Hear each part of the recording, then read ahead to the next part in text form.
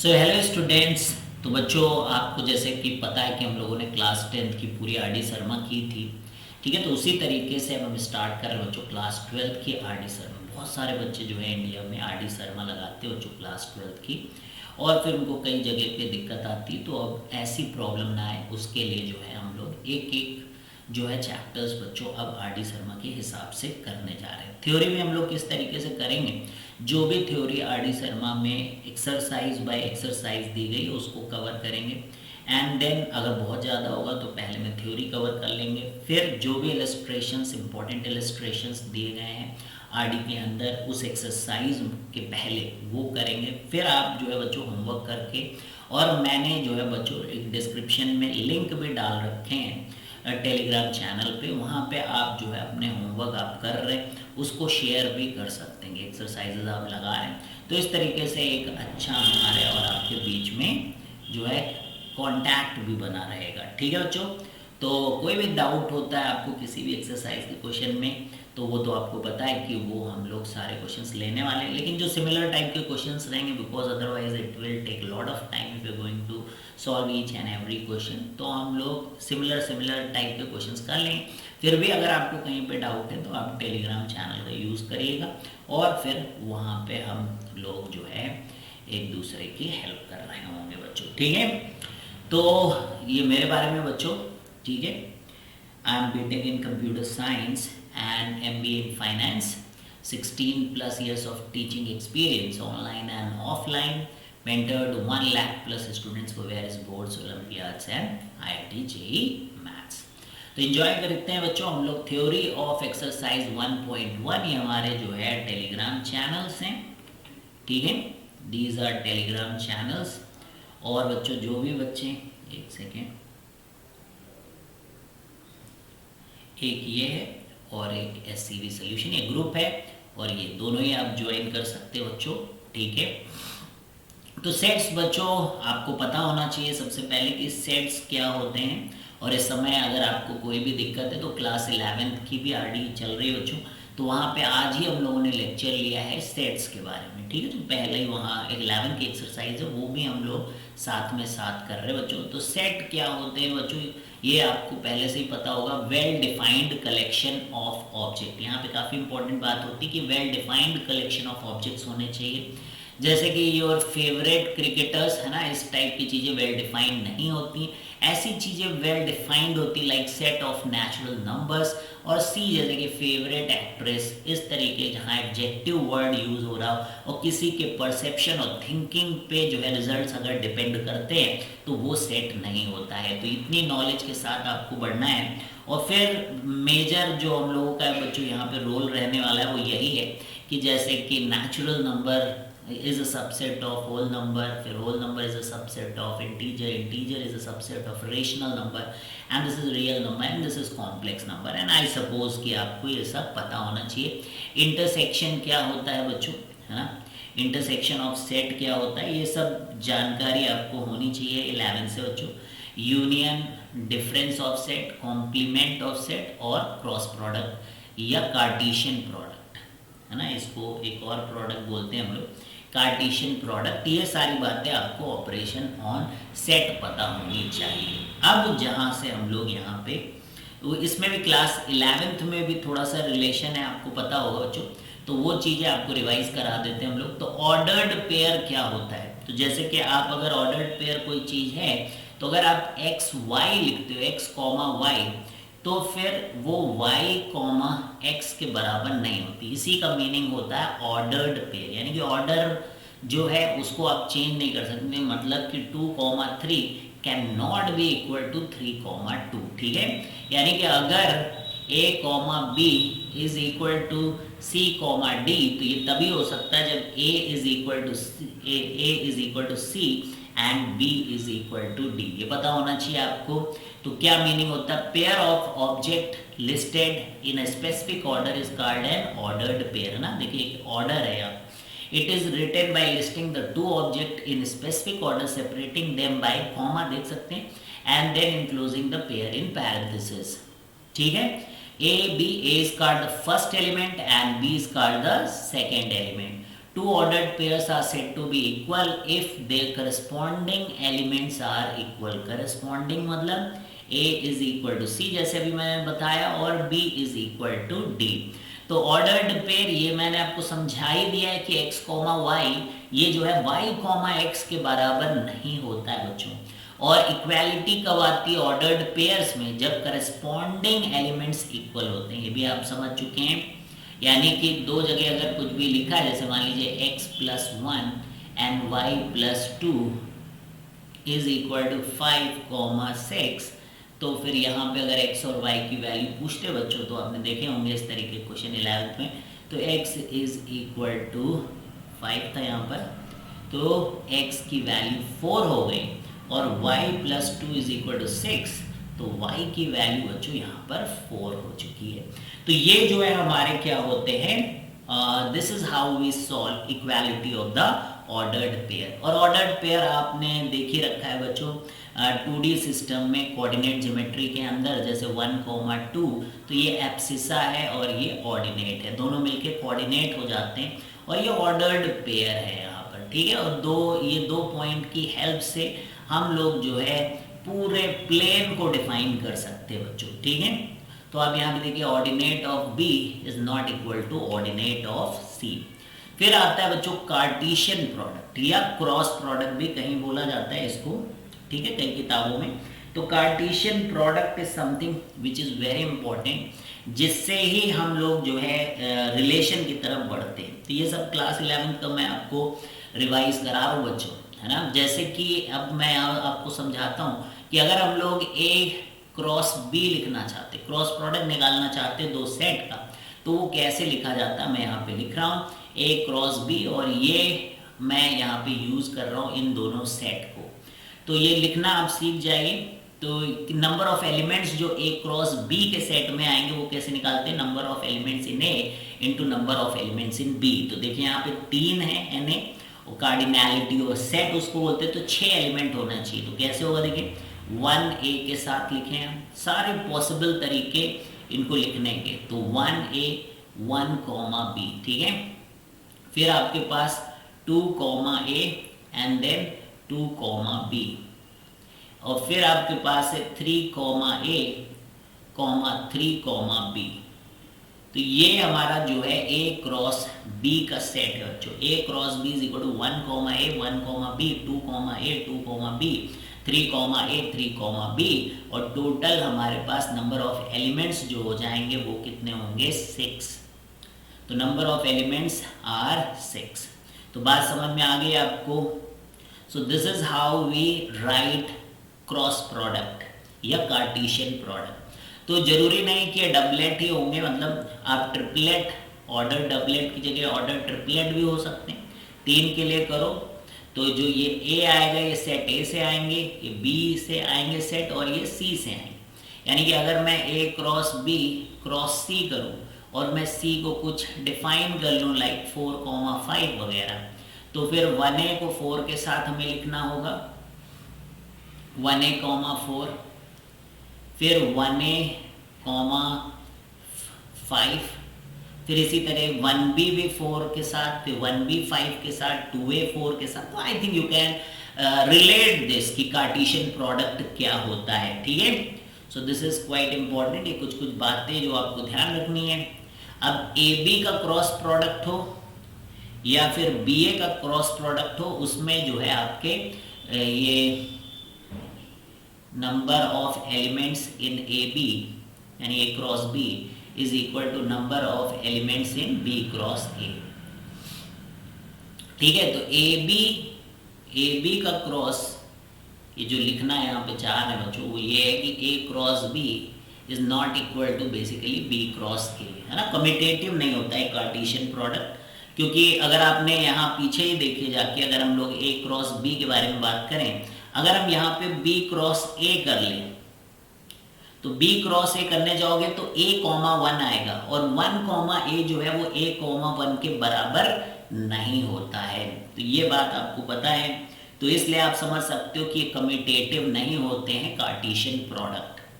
अगर ऐसा हो गया, ठीक है, अगर ऐसा हो गया कि A and B are 2 non empty sets, तो ए क्रॉस बी अगर बी क्रॉस ए के बराबर है तो इससे मतलब है कि ए जो है वो बी के बराबर है। ठीक है, अब जैसे मान लीजिए ए का ए के साथ ही ए बी सी कर लिया तो ये ऑर्डर ट्रिपलेट है, 3 वाले को ऑर्डर ट्रिपलेट कहते हैं, ये भी मैंने आपको समझा ही दिया है। और इफ आइदर ऑफ ए और B an is an infinite और null set then so is A cross B, है ना। किसी एक में भी अगर इनफाइनाइट एलिमेंट्स हो गए भाई तो ए क्रॉस बी में भी इनफाइनाइट हो जाएंगे, आप ये बात समझ सकते हो। और नल हो गया, एक में है ही नहीं तो फिर आप उसके साथ क्या ही क्रॉस कराओगे, जो नल है, कुछ है नहीं जिसके अंदर, तो उसके साथ आप क्रॉस भी कराओगे तो नल ही आएगा। तो ये पॉइंट्स आपको ध्यान रखने बच्चों। अब क्या होता है कि रिलेशन क्या होता है बच्चों, तो रिलेशन इज समथिंग, अगर हम लोग मैथमेटिकल बात यहाँ पर करते हैं तो जो ए क्रॉस बी है उसमें हर टाइप के पॉसिबल ए और बी का जो कॉम्बिनेशन है ए से बी का वो पॉसिबल है यहाँ पर। इन्हीं का सेट ए क्रॉस बी में से कोई भी सेट उठा लीजिए आप तो वो रिलेशन होता है। बस ये ध्यान रखना आपको, relation from A to B is nothing but subset of A cross B. यहाँ पे जैसे कि अगर हम लोग एक एग्जांपल लेंगे बच्चों उससे आप समझ जाओगे। जैसे ये ए था और ये बी था, यहाँ पे लिखें आप, तो ये ए था हमारे पास 1 2 3 4 5 6 7 8, ठीक है, समझ रहे हैं आप, ये ए है। और बी है हमारे पास 1 2 3 4 5, तो देखिए यहाँ पे कितने एलिमेंट्स होने वाले, 8 5 जब 40 एलिमेंट्स। तो सारे एलिमेंट्स तो हम लिख नहीं सकते, लेकिन आप समझ सकते हो कि 1, 1, 1, 2, 1, 3, 1, 4, 1, 5, इसी तरीके से 2, 1, 2, 2, 2, 3, 2, 4, 2, 5 और ऐसे ही 3, 1, 3, 2। तो इस तरीके से आप 40 एलिमेंट्स बच्चों लिख सकते हैं। समझ में आ रही है आपको बात। अब इसमें से ही, इसी ए क्रॉस बी से ही हमें निकालना है बच्चों ऐसे जहां पर ए जो है वो बी स्क्वायर हो, ए जो है वो बी का स्क्वायर हो। तो जैसे कि अगर हम लोग रिलेशन में देखें तो एक हमारे पास आ जाएगा 1, 1, क्योंकि 1 का स्क्वायर इज 1, है ना। ऐसे पॉसिबिलिटी है यहाँ पर कि हम लोग लिखें जो है 4, 2, ठीक है, 4, 2, तो क्योंकि ये देखिए 2 का स्क्वायर है, ए जो है वो 2 का स्क्वायर है, तो ये पॉसिबिलिटी है यहाँ पर। ऐसे आप देख लीजिए और कोई पॉसिबिलिटी है आपके पास, 1 का स्क्वायर 1 हो गया, 4 का, और 9, ठीक है। अब देखिए 9 हो सकता है क्या, तो 9 नहीं हो सकता भाई, क्योंकि इसमें से एलिमेंट भी होना चाहिए। ए शुड बिलोंग्स टू ए, तो ए में क्या 9 है, ए में क्या 9 है, नहीं है, तो ये ऐसा लिखना गलत है, ठीक है। यहाँ जो ये लिखा हुआ है ना, ये जो किताबों में लिखा रहता है, कितना गलत लिखते हैं वो लोग। ए अगर ये है तो बस केवल 2 ही पॉसिबिलिटी है आपके पास, तो ये देखिए। लेकिन आप ये देखिए ए क्रॉस बी में ये एलिमेंट रहा होगा 1, 1 और 4, 2, 9, 3 क्यों नहीं, ये ए क्रॉस में ही नहीं था, ए क्रॉस में, तो फिर ये आर सबसेट कैसे हुआ। तो ये एक रिलेशन है, क्योंकि एक मैथमेटिकल डेफिनेशन थी जिसके बेसिस पे आपको सबसेट बनाने होते हैं कार्टेशियन प्रोडक्ट के अंदर से। अब एक चीज जो है आपको ध्यान रखनी बच्चों कि अगर Na में, मतलब A में नंबर ऑफ एलिमेंट्स m हो और B में नंबर ऑफ एलिमेंट्स n हो, ये आप पढ़ चुके होते हैं बच्चों 11th के अंदर। सो नंबर ऑफ रिलेशंस जो डेवलप होते हैं वो 2 की पावर mn होते हैं। तो ये कहाँ से आया, क्योंकि A क्रॉस B के अंदर जो नंबर ऑफ एलिमेंट्स है वो mn है, तो फिर सारे सबसेट जो A क्रॉस B के जितने भी सबसेट हैं वो तो 2 की पावर mn ही होगा, और सारे सबसेट क्या है, इसके रिलेशन है, इसलिए तो नंबर ऑफ रिलेशंस होंगे वो 2 की पावर mn होंगे, ठीक है। तो I hope this is very much clear, इन सब बातें आपको ध्यान रखनी बच्चों, ठीक है। तो let A and B with 2 non-empty finite set consisting of m and n elements respectively, then A cross B consists of mn ordered pairs, so total number of subset कितने हो जाएंगे, 2 की पावर mn, ठीक है। तो a relation R from A to A is called a relation on A। अगर कहीं पे केवल इतना लिखा हो कि relation on A, तो उसका मतलब कि A क्रॉस A से K मतलब सबसेट आपके आर हैं। अब देखिए जब आप रिलेशन लिखते हैं, जैसे यहाँ पे आपने रिलेशन लिखा, ये रिलेशन आया था हमारा, इसी एग्जाम्पल को ले लेते हैं हम लोग। तो ये रिलेशन हमारा आया था बच्चों, है ना, 1,1 एंड 4,2। तो इसके जो पहले एलिमेंट्स का सेट है वो इस रिलेशन का डोमेन कहलाएगा, 1,4। ये दोनों जो एलिमेंट्स यहाँ इस रिलेशन में आए ये डोमेन कहलाए। और ये जो दोनों रिलेशन जो सेकेंड नंबर पे लिखे हुए हैं बच्चों, वो रेंज कहलाएगा, रेंज ऑफ आर। क्या कहलाएगा वो? रेंज ऑफ आर, वो होगा 1,2। ये होता है डोमेन और रेंज। ठीक है, ये सब चीज़ें आपको पहले से पता होनी चाहिए बच्चों, क्लास 11 से। नहीं तो मैं केवल जस्ट रिवाइज करा रहा हूँ। ठीक है, तो set of all the first components of the coordinates of the ordered pair belonging to R is called domain of R. जो पहले कंपोनेंट के सारे जो जितने भी आए हों उस रिलेशन के अंदर उन सब का एक सेट बना दें तो वो डोमेन हो जाता है आर का। और जितने सेकेंड नंबर पे एलिमेंट आए हैं उनके सारे एलिमेंट्स अगर आप ले लें तो वो आपका रेंज कहलाता है। ठीक है, तो इस तरीके से हमें ये मिलता है। अब जैसे कि क्वेश्चन नंबर 1 हम लोग कर लेते हैं तो आपको और क्लैरिटी मिलेगी। तो सबसे पहले हम लोग सिंपल सा क्वेश्चन करते हैं कि A क्रॉस B लिखना सीखते हैं बच्चों। तो बहुत आसान है, अब मेरे साथ आप सीखते चलिए। तो 1,3, फिर क्या आएगा 1,4, फिर क्या आएगा बच्चों 2,3 और फिर क्या आएगा 2,4। सो दिस इज हाउ हम लोग A क्रॉस B निकालते हैं। अब समझ गया हो, एक को 3 के साथ, एक को 4 के साथ, फिर 2 को 3 के साथ, फिर 2 को 4 के साथ। तो ये है हमारा सोल्यूशन। चलिए नेक्स्ट क्वेश्चन करते हैं हम लोग। ठीक है, तो यहां देखिए A है हमारे पास 1357 और B है हमारे पास 2468। ठीक है, be two sets and let R be a relation from A to B defined by the phrase such that X is greater than A। तो हमें वही लेने हैं जहां पे X जो है greater than Y हो। तो जैसे 1 जो है that is not greater than any of them, 2 के साथ भी नहीं ले सकते उसको, 4 के साथ भी नहीं ले सकते, 6 के साथ, तो ये 1 वाले सारे ही चलेंगे। लेकिन अब 3 का जब हम लोग लेने जाएंगे तो मैं यहाँ पे एक रिलेशन लिख रहा हूँ, ध्यान दीजिएगा। 3,2 चलेगा क्योंकि 3 2 से बड़ा है। तो 3,4 भी नहीं चल पाएगा, 3,6 भी नहीं चल पाएगा, 3,8 भी नहीं चल, लेकिन 5,2 चल जाएगा, 5,4 भी चल जाएगा। फिर नेक्स्ट आता हमारा 7। तो 7 के बारे में बात करेंगे बच्चों, तो 7,2 चल जाएगा, 7,4 भी चल जाएगा और 7,6 भी चल जाएगा। क्योंकि रीजन बीइंग यहाँ पे आपको बस ये देखना है कि आगे वाला दूसरे वाले से बड़ा होना चाहिए। तो ये सारे के सारे फॉलो कर रहे हैं। अब नेक्स्ट इसी क्वेश्चन से हम सीख जाएंगे कि हम डोमेन क्या बोल रहे थे। डोमेन ऑफ द आर, ये जो पहले वाले एलिमेंट्स हैं इनके आप सेट बना ले। तो 3 हो गया, 5 हो गया, 5 तो एक बार आ चुका, दोबारा नहीं लिखा जाता सेट में, बस 3 एलिमेंट हैं। और रेंज ऑफ द आर के बारे में अगर हम लोग यहाँ पे लिखे तो दूसरे वाले एलिमेंट्स का सेट लिख लीजिए। तो 2, 4 एंड 6। तो ये डोमेन ऑफ आर है और ये रेंज ऑफ आर है। तो ये हमारा क्वेश्चन हो गया बच्चों, देख सकते हैं आप। ठीक है, देख लीजिए कई बार गलत भी रहता है, सही। अभी इस तरीके का I think we have done. Let A 2, 3, 4, 5, 6, 7, 8, 9 let R be a relation on A defined by x comma y such that x belongs to A and y also belongs to same and x square is equal to y हो या फिर x is equal to y square हो।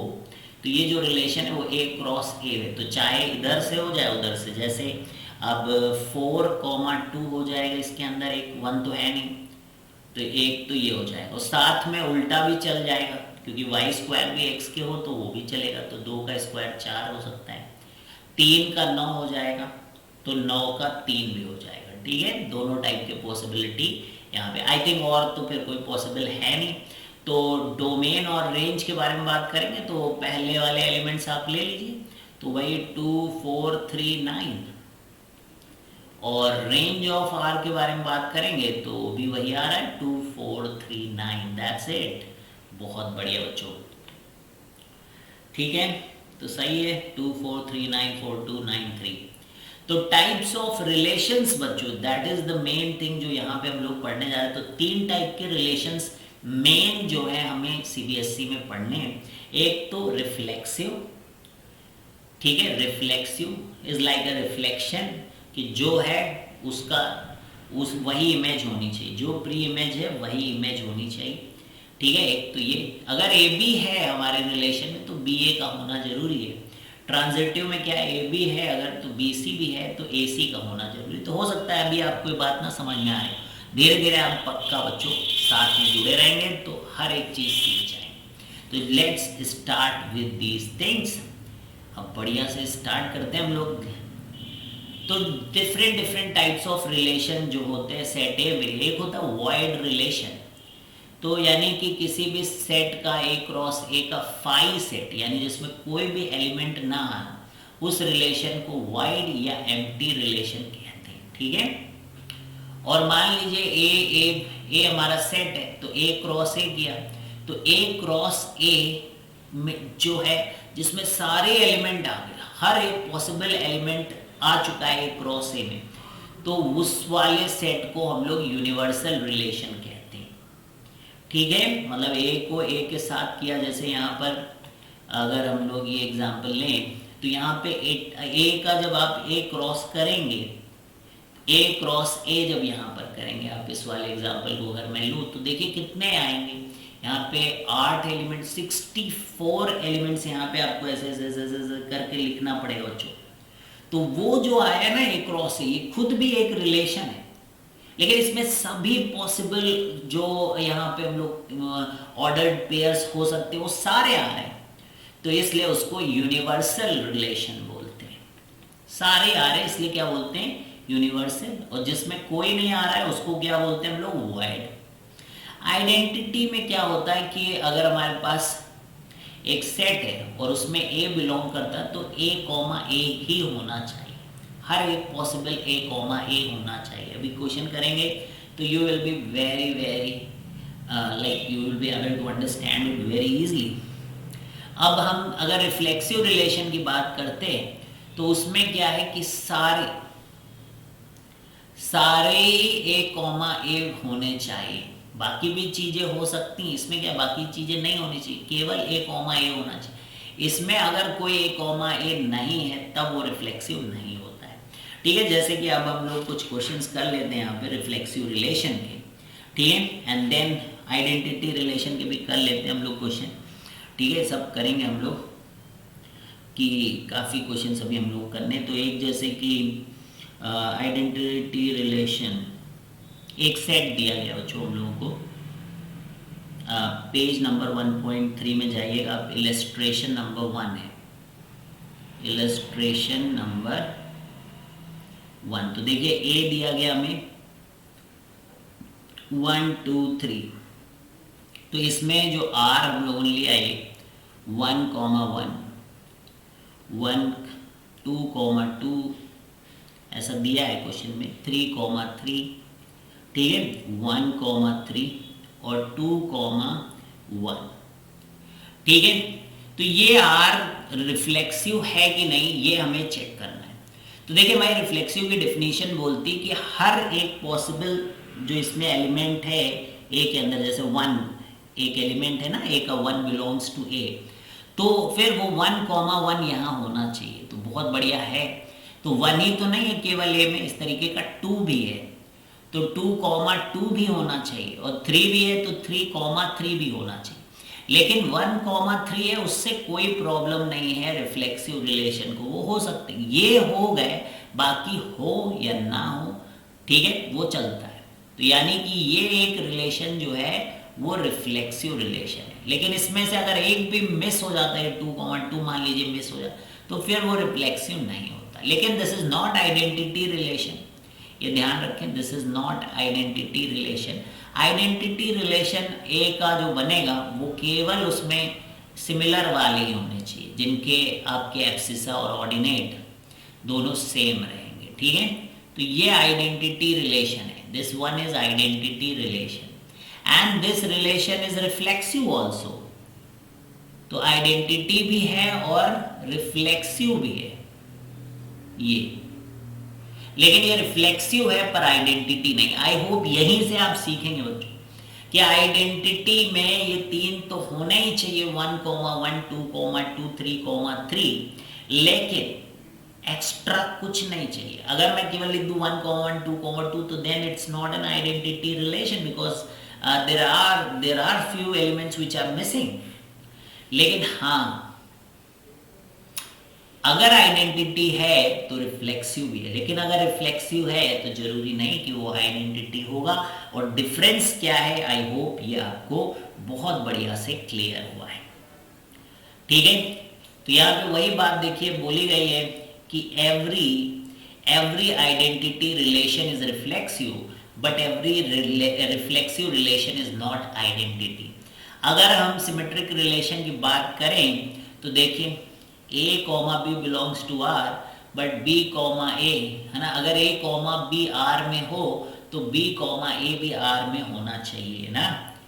तो A R B तो B R A भी होना चाहिए, तो फिर उसको सिमेट्रिक कहते हैं। तो कुछ एग्जाम्पल हम लोग अभी ले लेंगे बच्चों, बाकी काफ़ी जो है हम लोग वो भी देखेंगे। जैसे identity and the inverse are non void set are symmetric, तो वो याद रखें आप।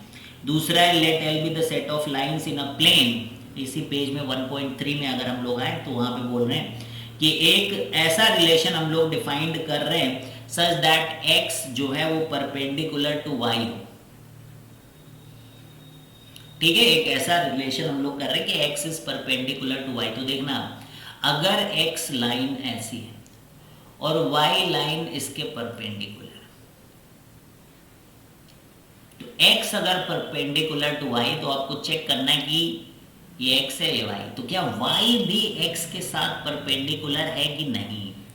तो 100% परपेंडिकुलर होगा बच्चों, है ना। अगर x y के साथ परपेंडिकुलर है तो y को भी x के साथ परपेंडिकुलर होना पड़ेगा। तो ये ध्यान रखें आप। तो वंस ये पता है आपको फिर कोई दिक्कत नहीं है। ठीक है, तो इसी टाइप के बच्चों क्वेश्चंस रहने वाले हैं जिनको हम लोग आगे करेंगे। अभी के लिए हम लोग थोड़ा सा बस ये समझ रहे हैं। अब देखिए ट्रांजिटिव रिलेशन क्या होता है। ट्रांजिटिव रिलेशन के बारे में बात कर लेते हैं। इसकी बहुत ही सिंपल सी बात है कि अगर A, B आपके रिलेशन में है और B, C भी आपके रिलेशन में है, तो in that case A, C भी आपके रिलेशन में होना चाहिए। अगर ऐसा नहीं होता है तो वो रिफ्लेक्सिव, वो ट्रांजिटिव नहीं है। ठीक है, तो अब कोई एग्जाम्पल हम लोग यहाँ पर अगर ले लें, ठीक है,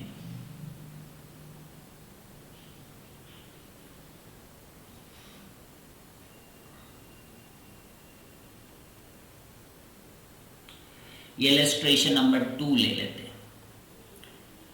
अभी एक्सरसाइजेज में हम लोग काफ़ी क्वेश्चन करेंगे, अगर आपको दिक्कत हो रही हो तो ये पेज नंबर 1.4 में है।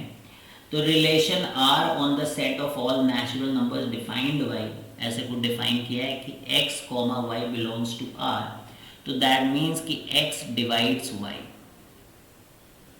x divides y for all x, y belonging to n is transitive. ठीक है, ट्रांजिटिव है। तो पहले क्या है, जब भी आपको ट्रांजिटिव बच्चों प्रूफ करना होगा, है ना। अगले लेक्चर बच्चों, इस लेक्चर में हम लोग केवल डेफिनेशन पे ज़्यादा फोकस कर रहे हैं। ठीक है, अगले लेक्चर में हम लोग डिटेल्ड में बच्चों क्वेश्चंस करने वाले। ठीक है, इस वाले लेक्चर में केवल जानेंगे हम लोग कि क्या क्या हमने को पढ़ना है, ओवरव्यू टाइप का है ये लेक्चर। तो अगर नहीं समझ में आए तो बिल्कुल आप घबराए नहीं। तो अभी हम लोग क्या करें, देखिए 3 हम लोगों को मानने पड़ेंगे जब भी हम लोग किसी भी चीज़ को ट्रांजिटिव प्रूफ करेंगे। तो 3 एलिमेंट ले लीजिए, क्योंकि इन्होंने बोला कि भाई नेचुरल नंबर को बिलोंग करते हैं और ये क्या बोल रहा है, x डिवाइड्स y। ठीक है, ऐसा बोल रहे हैं। तो हम लोग सबसे पहले मानेंगे कि x y जो है वो भी रिलेशन को बिलोंग करता है और y z भी रिलेशन को बिलोंग करता है। इसका मतलब क्या होता है कि x डिवाइड्स y और यहाँ बोल रहे हैं y डिवाइड्स z। अगर हम ये प्रूफ कर ले गए कि x डिवाइड्स z, तो फिर हमारा जो है ये रिलेशन ट्रांजिटिव हो जाएगा। तो क्या क्या गिवन है देखिए, x डिवाइड्स y, ध्यान दीजिएगा, x divides y and y divides z, ऐसा दिया है हमें, ये दो बातें दी हैं। अब देखिए यहाँ पर x डिवाइड्स y, तो इसका मतलब क्या है कि y को हम लोग लिख सकते हैं कि y is equal to x times p, है ना, ये पढ़ा होगा आपने क्लास 10th में रियल नंबर में कि भाई अगर आप किसी चीज को फैक्टर में लिख लेते हैं और p खुद भी नेचुरल नंबर है अगर, इसी तरीके से y जो है वो z टाइम्स q लिख दें और यहाँ पे ये लिख दें आपकी p और q आपके क्या है, नेचुरल नंबर है, तो फिर ये बात हो गई कि y डिवाइड्स x और यहाँ पे y divides z, because z यहाँ पे फैक्टर, जैसे नहीं कोई समझ रहा है, अगर थोड़ा सा 10th वीक है तो ये देखें, जैसे 6 को हमने फैक्टर में लिख लिया है, दोनों नेचुरल नंबर आ गए यहाँ पर, तो अब अगर हम लिख पा रहे हैं 2 इंटू सम नेचुरल नंबर, इसका मतलब 2 इज अ फैक्टर ऑफ 6, तो इसका मतलब 2 डिवाइड 6 है कि नहीं, और 3 डिवाइड 6 क्योंकि यहाँ पे फैक्टर में आ गया है, तो उसी तरीके से y के फैक्टर में x है और p है, y के फैक्टर में z और q है, तो ये प्रूव हो गया बिकॉज y में एक x फैक्टर आ गया, इसका मतलब x विल डिवाइड y में एक फैक्टर z आ गया, इसलिए z विल डिवाइड y।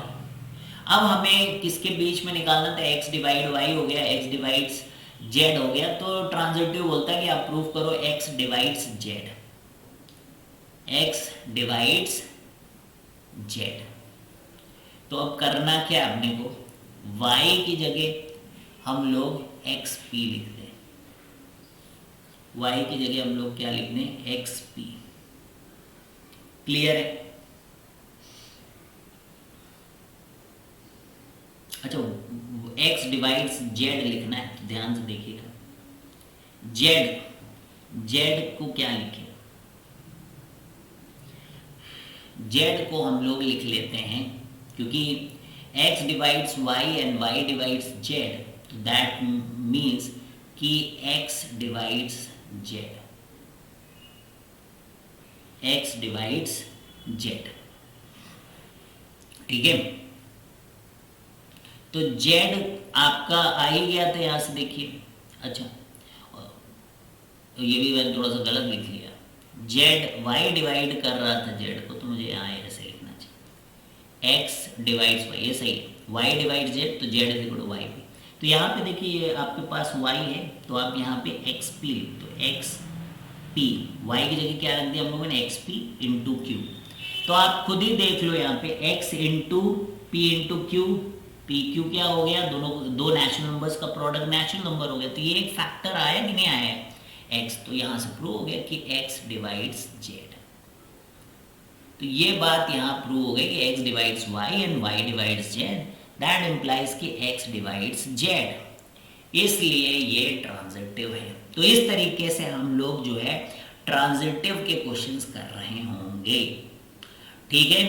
अब जब हम लोग बात करते हैं एंटी सिमेट्रिक की, एंटी सिमेट्रिक वो भी कवर कर लेते बच्चों, और फिर इक्विवेलेंस से हमारे अगला आपने देखा होगा कि एक्सरसाइज में दिया गया, उसके बाद कल की जो क्लास होगी बच्चों उसमें हम लोग जो है इलस्ट्रेशंस करने वाले हैं, इलस्ट्रेटिव एग्जांपल्स काफ़ी दिए गए हैं यहाँ पे, जिससे आप सीखेंगे level 1 and then we have level 2 also, जिसके अंदर एनसीईआरटी के कुछ क्वेश्चंस हैं, तो लगभग 11 एग्जाम्पल्स हैं, वो हम लोग कल की लेक्चर में कवर करेंगे, लेकिन उसके पहले हम लोग एंटी